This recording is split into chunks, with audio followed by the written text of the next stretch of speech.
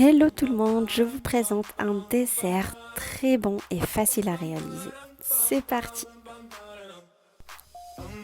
Je commence par insérer le fouet et je vais activer la balance pour peser 300 g de crème liquide entière pour préparer la crème chantilly. Ensuite, normalement, on rajoute le sucre à cette étape-là, mais bon, j'ai oublié, je me suis rendu compte après. Donc là, j'ai activé 2 minutes et demie, vitesse 3,5. Quelques secondes après, je me suis rendu compte que j'ai oublié de rajouter le sucre vanillé, mais no worries, on peut le rajouter quand il est en train de fouetter. Il faut juste remettre le gobelet doseur. Après 2 minutes et demie de fouettage, donc la crème chantilly est bien montée. Finalement, je vous recommande de régler 2 minutes. Je pense que par rapport à cette quantité, c'est largement suffisant. Ensuite, je vais rajouter 4 grandes cuillères de mascarpone. La mascarpone donne une onctuosité, une fermeté à la crème. Et je vais venir mélanger quelques secondes à la vitesse 3. Et voilà, la crème est prête. Donc je la laisse de côté et je vais commencer le dressage.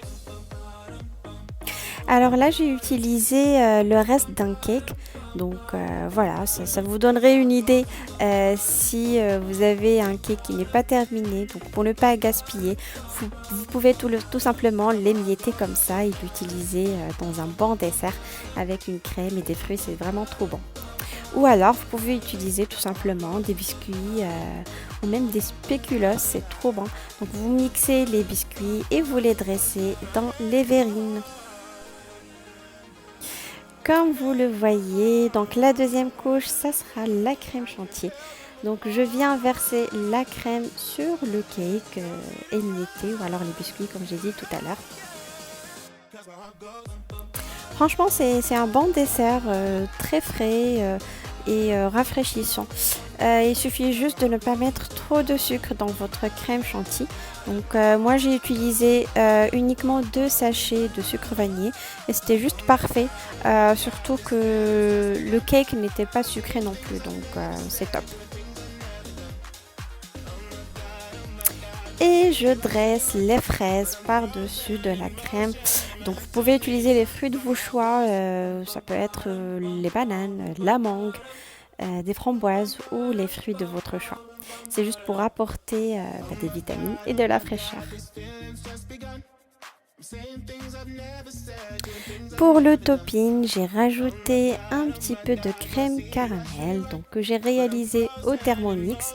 Ça reste facultatif, hein, c'est selon les goûts. Vous pouvez ajouter par exemple du chocolat ou alors des fruits secs. C'est vraiment en fonction de vos goûts. Voilà. Vous pouvez déguster ce bon dessert tout de suite ou alors vous pouvez couvrir les verrines de film alimentaire et laisser reposer quelques heures au frais avant la dégustation.